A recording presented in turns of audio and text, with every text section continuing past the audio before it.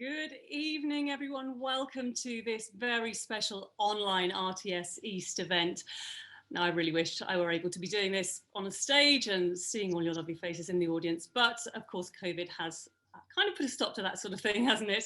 However, I'm really excited to be your host this evening, and we are chatting to the daughter of a man who has quite simply become one of the most talked about people in the world over lockdown, Captain Sir Tom Moore. Now, her face has become very familiar to us all of this year. I'm delighted to welcome to our event this evening from her home in Marston Moor Tane, Hannah Ingram-Moore. Hello, Hannah. Hello, Becky.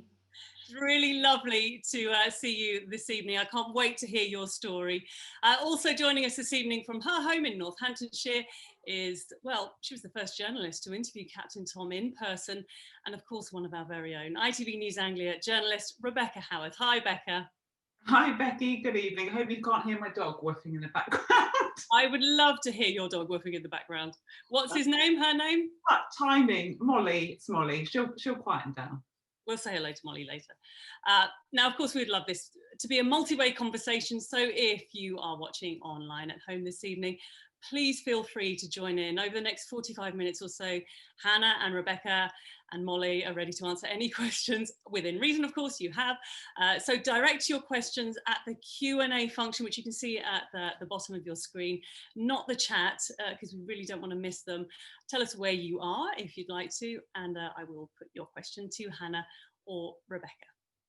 Now, Captain Sir Tom Moore, where to start? A 99-year-old in need of some fresh air and exercise, becoming a global phenomenon in just a few weeks.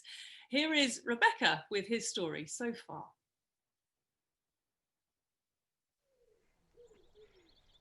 At the beginning of April, when the country was in a nationwide lockdown, I had the pleasure of meeting this man, Captain Sir Tom Moore.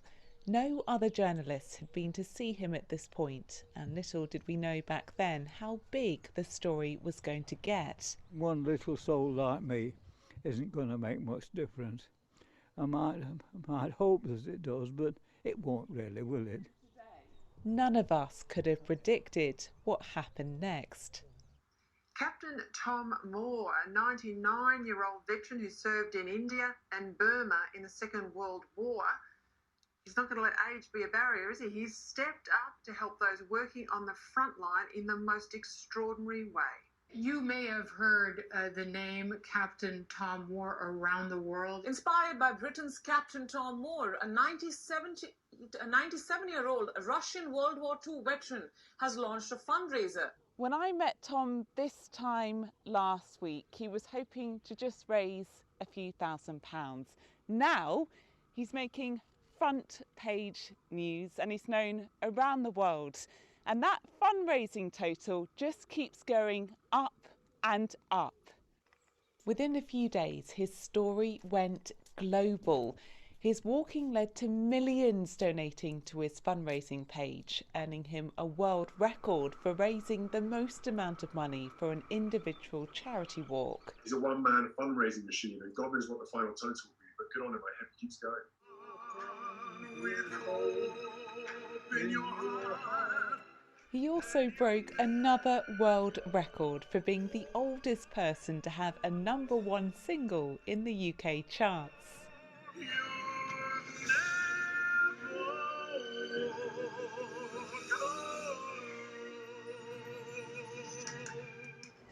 What a lovely morning. And when it came to his 100th birthday, well, it felt like a royal wedding.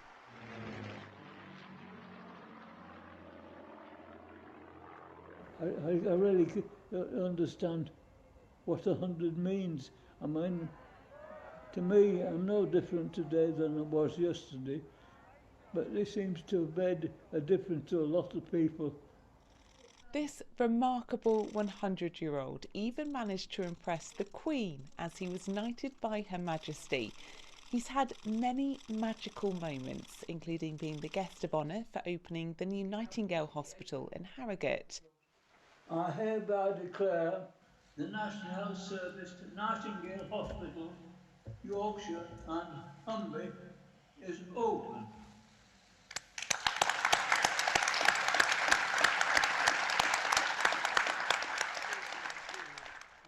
And recently he was presented with the very first new Veterans Rail card by the Transport Secretary Grant Shapps. In fact, there's been quite a few famous faces who couldn't resist meeting him. Tom, what are your memories now looking back at that wartime period? What makes a great leader? I think you have to realise that there's good in everyone. How are you doing? I saw you the other day. Oh, I did, I saw you too. And he's certainly showing no signs of stopping. I'd like to introduce you to the Captain Tom Foundation. I created the Originals podcast. Perhaps the biggest good news story of our time, and we'll continue to follow it closely as it's one that just keeps on giving. Tom, there we go. Oh, do you know what? He just puts a smile on your face, doesn't he? He's such an amazing man. It's a story shared globally, but I this evening would really like to get behind the story and how the idea came about, how it's been managed so successfully and sensitively. So who better to talk to than one of Captain Tom's daughters, Hannah. Hello, Hannah. And can you even remember a time when he was just your dad?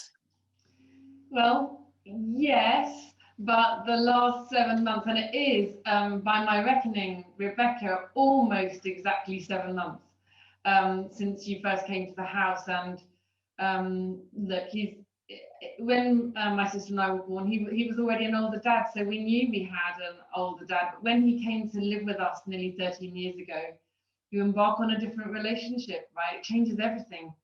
So can I remember? Absolutely, but the last 7 months have pivoted us as a family, and the journey has been extraordinary.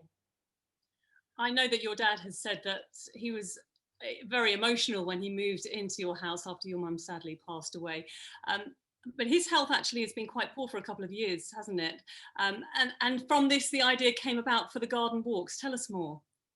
Yes, so when he moved in with us nearly 13 years ago, he was a truly active part of our very busy household, as many people will appreciate. You know, both parents working, 2 children.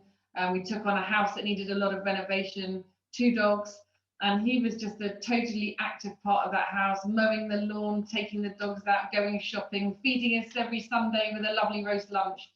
We lived a really happy family life, and that's not to say we never fell out, and I think we must say that we're not perfect by any means, just ordinary. And when he fell, in fact, not to dwell on 2 things too much, but in the June of 2018, on the eve of the annual fete that we hold in our garden for the village, my husband was taken into Bedford Hospital, and he arrested later that evening, and consequently nearly died 5 times in hospital. And we spent, the children and I spent 7 weeks of my husband being in ITU, with many times we didn't think he'd come home. He had sepsis, and my father was a stalwart at home. And there were times, honestly, that I thought I would be left as a single mother with 2 children and an elderly father. And in fact, my husband did come home and he did get better. And as you'll have seen, he's here to tell the tale. But not but 5 weeks later, I was on the bus going into one of my clients in London, and Benji, now nearly 17, but then 14, he phoned me and said, "Mum, you've got to come home, Granddad's fallen." And I said, "Well, is Dad there? Can he get up?" He said, "No, he can't get up. He's in a lot of pain. You've got to come home." So I literally got off the bus and went back the other way and went straight to Bedford Hospital. And at the point that the paramedics had to scoop him up and get him into Bedford, and he had fractured a hip, punctured a lung, broken a rib. And what they hadn't realised, and what we didn't realise, that something worse was going on.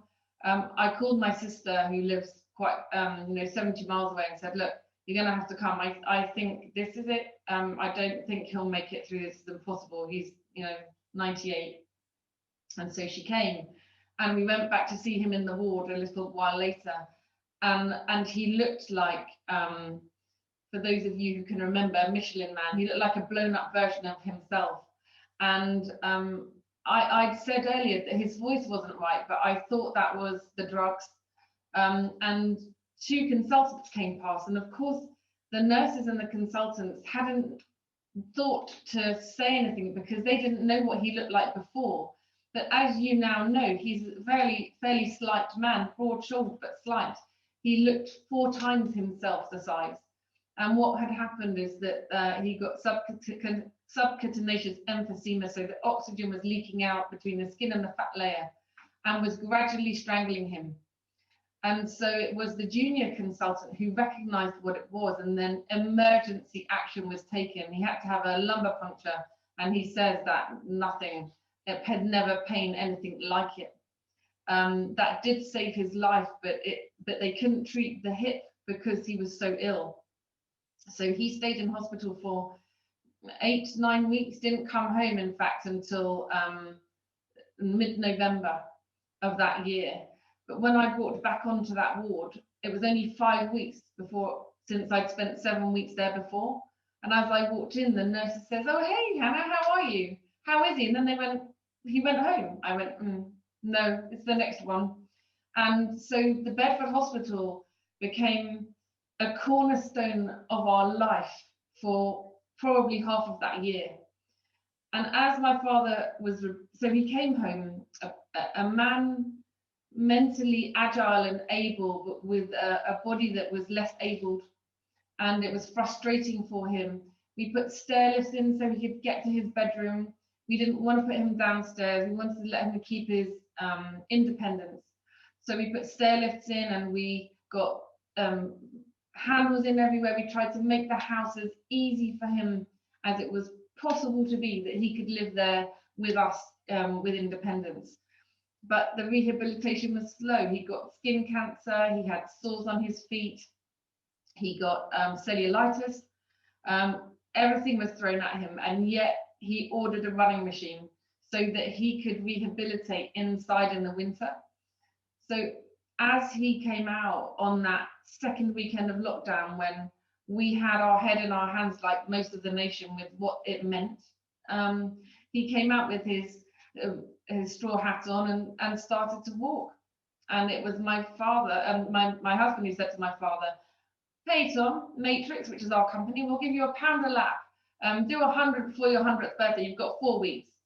And you know, as we were topping up the wine, like most of the nation at the time, I said, "I tell you what, let's raise £1,000.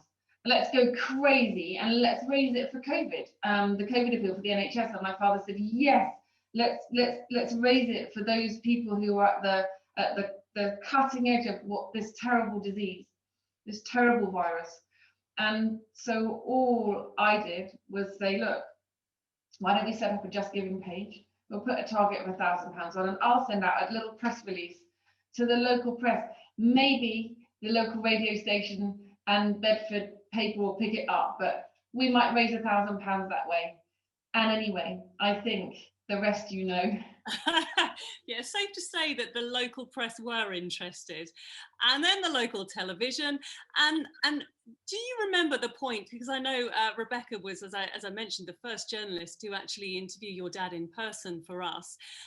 Did you sit down that evening and watch the programme and with your dad and say, "Wow, look, this is on TV"? Yeah, we really did. We picked up a couple of radios before Rebecca came. And I'll never forget it. I can honestly tell you, imprinted in my soul forever will be Rebecca and I stood on the grass after she'd done the interview, and we'd already got to £2,000. So we were like, wow, we didn't even do anything. This is amazing. We've got to walk. We've got to do something. The family's got to engage, because we might have traction. And I said to Rebecca, and Rebecca and I stood there and said, "Look, we've got 3.5 weeks. Do you think we might get to £5,000? And honestly, to this day, Rebecca and I looked at each other and went, "I don't know. I mean, no one's got any money." And that was it. But so we just thought, this is amazing. Maybe we'll pick up another £1,000. People might like it. and they might believe in what we're doing. And I think we have a lovely story about no way did we think anything. That evening we watched it and went, well, you never know, we might get a £5,000 by the end of the month at this rate, since it's gone out at 6 o'clock. And Rebecca completely clicked with my father, and we immediately got on, and we thought, well, what a lovely thing. If nothing else ever happens, this is amazing. Yeah, Rebecca, what were your recollections of that day? Because I mean, as a reporter, you could get sent anywhere on any story, and as Hannah said, we were at the middle of that really strict lockdown. Everyone was looking for a bit of positivity. We were very keen to give our viewers a lovely story, and this just fitted so well. But what did you think, and how did you first come about finding out about Captain Tom?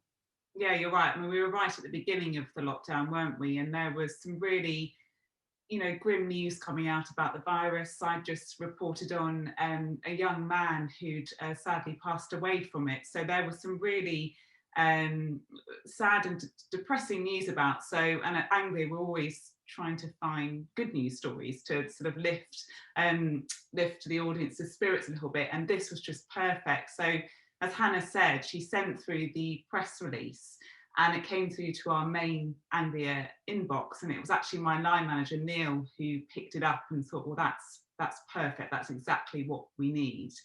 So I got a call the day before and they said, right, so you're off to see this 99-year-old. He's walking around his garden. He wants to raise this money. And I remember saying to my husband, Martin, what a lovely story. Thank goodness I'm on that, because it's really draining reporting on the pandemic, because you're living and breathing it. And normally when we're reporting on stories, you can go home and switch off, but obviously from this you're not. So it was really nice to have something to look forward to. So yeah, we went the following day and it was a beautiful sunny day. And I was welcomed by Hannah, Benji and Georgia, her children. And it was such a warm, lovely welcome. You drove up and it was beautiful house, beautiful grounds, and they all were smiling and so excited. And Hannah was very good at sort of accommodating how it would work, because obviously we had to be careful with Tom's age. So we made sure we were all well distanced and set up in the garden. And then she explained, obviously he's also a bit deaf, so he said, make sure you speak up. So anyway, so we all set up, we were all ready. And then Tom walked out the door and he was wearing his lovely smart suit, and he had all his military medals on show. And he didn't say anything at first, and he walked over and he didn't look up, and then he sort of got himself in position, and then he looked up and he smiled at me. And my heart just melted. I mean, I have a real soft spot for elderly people anyway, and he was just lovely, and he was fascinated with us and, how we were and how the equipment worked and everything. So we had quite an informal chat for a while, and then I said, right, we've got to do the interview.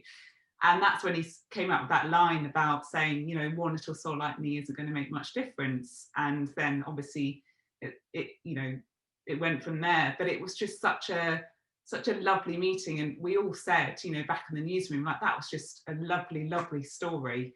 And yeah, and then a few days later, it went huge. Yeah. Everyone picked up on it. It was absolutely huge, wasn't it? And Hannah, what was that point like for you when you realised that this was something more than a local story? That, I mean, for a start, I presume you had Just Giving page on your computer the whole time, just watching this money go up and up and up. It was just incredible. We were doing the same in the newsroom. Well, I think I was told by many people it became the nation's favourite game, and refreshing the Just Giving page. And I think that we knew really at about 9 days in that there was a palpable shift in the sensation from our perspective, from a family perspective, because we were simply within a week hanging on. And I think that, remember, 5 of us, one of them was 99 and one at the time was 11. And then there's Benji at 16 and my husband and me. And by the time we'd hit sort of that 9-day period, we were being blitzed by requests. And just shy of 2 weeks, at a week and a half in, we had 1.5 million emails into our company inbox. So I don't think anything actually prepares you for that. How could anything prepare you for that? And I think that, you know, from my husband and my perspective, we set up our own business 13 years ago, and my previous life, you know, I was responsible for sales, distribution, and marketing internationally. Before children, doing 1 million air miles a year, and the same for him in terms of knowledge of markets and understanding finance. So we got it right. We understood that this had been picked up, and it was this sensation of powerful, warm love, but with a urgent desire to be in communication with us. So it felt relentless already by a week and a half, and I think that it was the 16th of April, as he did his first 100 laps, that I think that's the marker in time we have that life changed. I think we'd gone to about 2.5 million emails by then. We were racking up 30 interviews a day, and I think, you know, that it wasn't always easy. There were times when undoubtedly it felt just a little bit overwhelming, and when you look back and think, well, my husband and I, we weren't eating or sleeping, and we were simply locked around our kitchen table with our laptops on, and I just ran to interviews with my father because I'm his ears. So I think, remember this, that there was never intent to chase fame or glory, and there still is none. This was simply, we realized that when we spoke, people donated. And so then, as a human, for humanity, you feel, oh my goodness, like we have to keep doing it because people are donating and people are going to benefit. If we stop talking, they won't donate. And we did get caught in a cycle. And my father, about 2 weeks in, when I think he could see that there was some strain for us, he said, do you think you can make it stop? I think you need to make it stop because this is not fair on you. And it sort of coordinated, coincided with the fact that I'd missed an interview with CNN simply because there weren't enough hours in the day. And my husband came steaming down our corridor and went, you just missed CNN. And I remember thinking, oh no, I missed CNN. That means that we missed that opportunity for people to donate. Oh, I feel so terrible. And I'm not a crier really, and I properly cried then because I thought, I actually don't know if I can do it. I actually don't know if I've got a business. I've got my people at work going, what's happening? Are we alive? Do we have a job? I've got the world calling my father and me to be front and center, and the donations are passing 12 million at this point. And I think we had a choice then. When I said to him, no, we're not going to stop it. What we have to do is get a grip of it. And that means we have to look internally and we have to say, stand shoulder to shoulder. We can do this. We have the capability. And my father's really happy to do it. Like if he hadn't been happy, we would never have done it. And we felt that at that point there was a real sort of shift in our relationship at home. We sort of locked in to our new roles. And my husband is a chartered accountant by trade, so I think saw crying wife, so he wrote a spreadsheet, and that spreadsheet contained a media schedule, and suddenly I had visibility. I could see who it was, what format it was in, and what country it was from, and how long it was going to be. And suddenly I was able to get a grip of it, and also protect my father from the relentless pursuit of the media, because keep in mind at this point that we had drones going up, we had lenses in every possible hedgerow, and to the point where Georgia came in and she said, Mummy, there's something glinting in that hedgerow. I don't know what it is. Will you come and look with me? And what we realized is there were 10 lenses through one of the hedgerows, and people putting 30-foot poles with cameras at the top to go over the walls and buzzing the gate. Georgia would get calls on her mobile. She was 11 at the time. I want to speak to your granddad. Suddenly Benji and my social media feeds were being pounded, and this is a long answer to your question, sorry, but it's there's a lot to say. That at the same time I was picking... The point is, I guess, that all we see is the outpouring of love, a lovely relationship between you two, and the sackfuls of birthday cards turning up and the money pouring in, this global adoration. But behind the scenes, to be honest, it sounds a bit hellish, and some of the behaviour of the journalists is unforgivable. Was there ever a point where you thought, I wish this hadn't happened? No, and I suppose that I'm giving you the real, I'm opening Pandora's box a little bit for you. The reality is none of what we said on the front was a lie. You know, we believed and still believe everything we said, and we felt the love.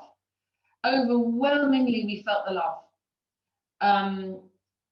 But there were 5 of us, and one was 100 and one was 11, and suddenly we were at the centre of this media storm. So I don't think I ever thought, I wish I hadn't. There were people who were emailing me all the time and on social media saying, have you got any idea what you've done to your family? So I was also picking up quite a bit of negativity on social for having orchestrated a campaign, which of course wasn't true. But I don't think I ever felt, never felt that we shouldn't have. I felt that what we'd managed to do unwittingly was unleash an ability for the nation to come together.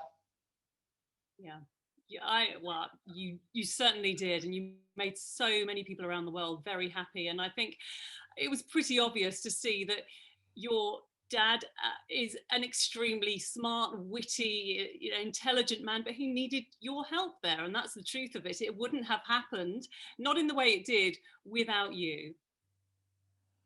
I think we saw what came, and we wanted to support him. It was always about him, and it continues to be about him. He became this global beacon of hope, and the family united behind him.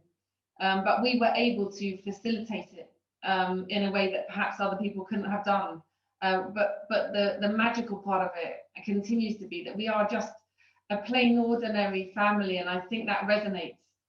People see that we're just ordinary. We're not seeking the fame, and I don't think it's not in our bones. And so, yeah, it was just united. We've come together as a family, and I think we are stronger for it. Yeah, and at the root of it all, he is your dad. He's 100, and he is fairly vulnerable. But some incredible things have happened to him. He's become knighted. He's been given a colonel title. He's been interviewed by David Beckham, a Pride of Britain award. He's written 2 books. There's a film being made about him. I mean, there's probably 100 other things which I'm forgetting. But what do you talk about in the evening when you kind of get together? What is it that really brings him to life and makes him think that this is just a wonderful thing? Oh, so many things. And sometimes something will have happened and he'll walk into the kitchen and we'll go, oh, crazy, isn't it amazing? And we're always congratulating him. But life takes over, right? What are you going to have for dinner? And we've shielded him from the 200,000 letters and the 7,500 presents and the 200 emails that land in just one of the inboxes every day. We shield him from all of that because he doesn't need to be involved in that. So we talk about what the media schedule is for the next day, who he's gonna see, and we relive some of the amazing things. So, but at the end of the day, we're just an ordinary family. So someone has to feed the dogs and make the dinner. Yeah, and dogs is something else that he has in common with Rebecca, a love of dogs. And Rebecca, I know that you, this is not just a story for you, is it? I mean, you can see that you have a lovely relationship with the family. When did you know that this story had legs and you felt that sort of special bond every time you went? Yeah, I mean, it's not every day that you report on a story as often as I have for Tom. I mean, really, you may revisit it sort of a month, 6 months down the line, but the fact that Hannah and I were chatting basically every day. After I went to see them that first time, we had a chat a couple of times on the phone. And then when it started, kicking off over that weekend, which was actually my birthday weekend, so I kind of had my work phone on silent, but I was seeing these messages from Hannah, and then I had my husband go, "Oh, Tom's on the TV again." I thought, what is going on? So it was just magical to see, and being there from the very beginning, I feel so privileged to have been there. But the fact that I was seeing them almost every single day, and at that point I couldn't see my family and friends, and their family very much almost in a way became mine, because I was seeing them so much, and you kind of get to know them, you get to see these little things that they do. Like you said about Tom and the dogs, so they've got 2 lovely dogs there, and a lot of the time when everyone's there and filming, obviously they have to put the dogs away, but Tom has got he's got these little gravy ponies he has in his walker, doesn't he, Anna? And he gives them to the dogs as like a little treat, which is really nice. And we've also got a connection with the military, because my husband was in the army for 16 years. And my granddad was in the RAF, and my uncle was. So I was able, at one point when it was a little bit quieter, we had a little bit of time, I was able to show him some of the medals, and he was fascinated with it, fascinated with the detail, exactly what my husband did. So that was really nice. And also my married name is Haworth. Now I only tweaked this fairly recently, but of course Haworth is not far from Keighley, which is where Tom's from, and I'd actually been to Keighley almost a year to the day before I met him. So I remember I said, actually, I've seen where you were brought up and all of that, and he loves to tell me about Yorkshire and all the different accents, and so there's been a couple of things that have happened which has been really nice, and he is just what you see on TV. And I always say to Hannah, none of them change. What you see on TV is who they are. They're not, there's no fakeness. And sometimes with these stories, when they get so big, people change a little bit, but in no way has that happened with Tom at all. He's just the same lovely bloke that I met that first day, and I think that's special in itself as well. Yeah, I agree, and that just comes through every time you see an interview with him. And actually, I know he's as fond of you as you are of him, and he's actually, hasn't he, Hannah? He sent a little message for you, Rebecca, this evening. Let's have a look at that now. Rebecca, delightful to see you again. It's always a pleasure to see you. It seems such a long time since you were here before, but I've always enjoyed seeing you, and I'm looking forward to the fact that you're going to continue on our journey for some time, I hope, and maybe for a long time. Welcome, Rebecca, you are a delight. Oh, a delight. How does that make you feel? He's a delight. Oh, he's always so caring, and he always worries about me. I mean, for goodness sake, he's 100. He'll say to me, "Are you okay? Are you warm enough?" There was one day we were filming early in the morning, and I was wearing a dress, and he said, "Are you sure you're warm enough? Are you all right?" He's just so caring, and he's so funny as well. I mean, a lot of the time when we've been filming with our cameraman Johnny just says, "Can you stop laughing?" Because when you're interviewing someone, you need to be quiet really and let the other person speak. But he cracks me up so much. He's great. Lovely. Now he said something there, which was we're going to be continuing on this journey, which is we will talk about in a moment. But first, a couple of questions that have come in from people who are watching at home. So Hannah, this is from Renee in Wyndham. She wants to know the secret of your father's amazing energy, and has he always been so full of energy? He has always been so full of energy, yes. And he's just that kind of super active person in body and mind. And I think, to be really honest though, that when my mother had died, you know, he understandably lost a bit of purpose, and then he moved in with this growing energetic family, and he just became so part of it, and so he was re-energized again. And I think he is what you see. He is just energetic and very agile of mind. Yeah. Claire Burrows wants to know how your dad's hip is doing now. Has it improved with all the walking?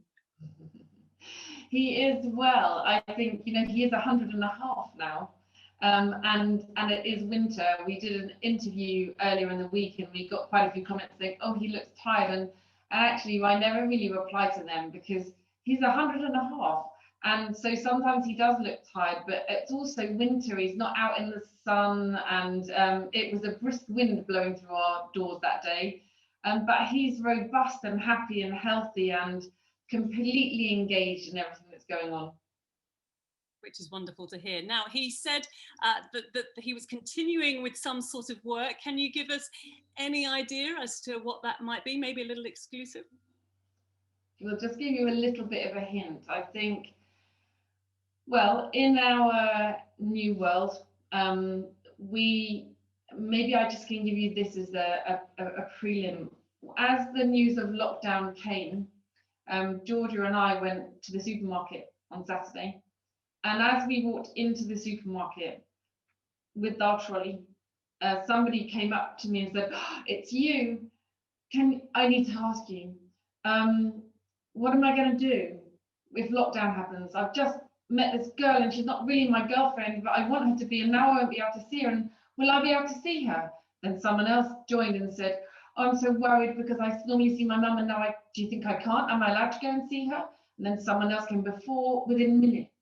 We had a crowd of people looking to us for reassurance, for security. And it made me think, we have an opportunity to support the nation in the next dark time. And I think we should try and do something. I think that it can't be all about my father actively doing something, but I'll say this, that we are working really hard behind the scenes to share with you on Thursday something that we think will be good for the nation's soul. We're just trying our best. That's all we can do.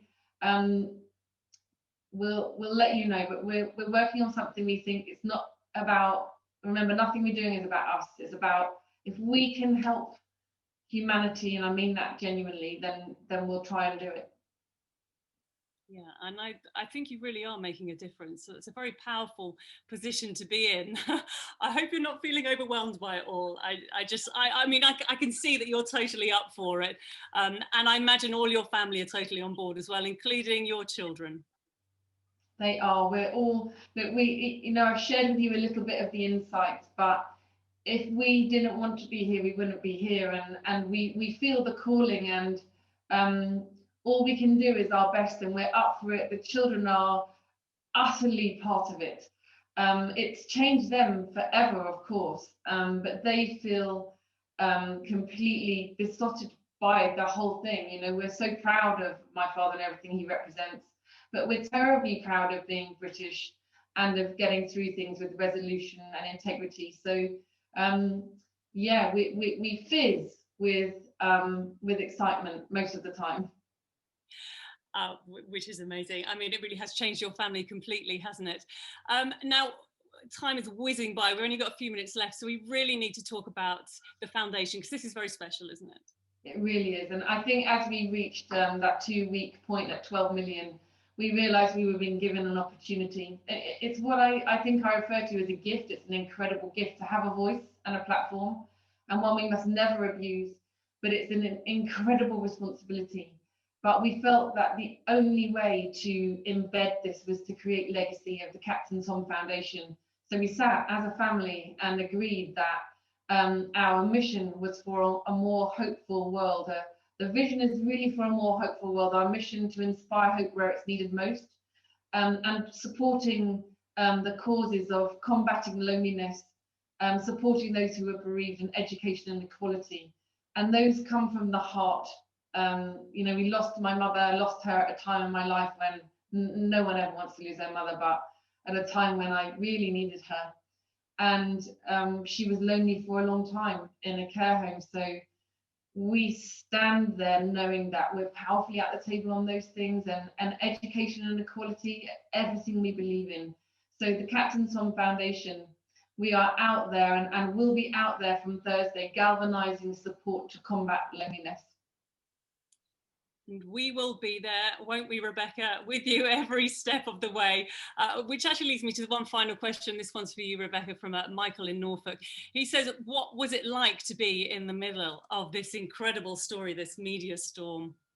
It was honestly such a privilege. I mean, it's not often that you know, a regional news story would get that big, and to be there from the very beginning was just wonderful, because I got to see it right from the very start. And really, as I said before, you know, none of the family changed. Tom didn't change. They were still just the same. But it was just wonderful to see, and also a little bit strange, because I was also, as well as Hannah, obviously it wasn't anywhere near the same amount that Hannah was getting, but I was getting requests from journalists around the world. They were messaging me on Twitter, and asking for, you know, contact details for how they could speak to Tom.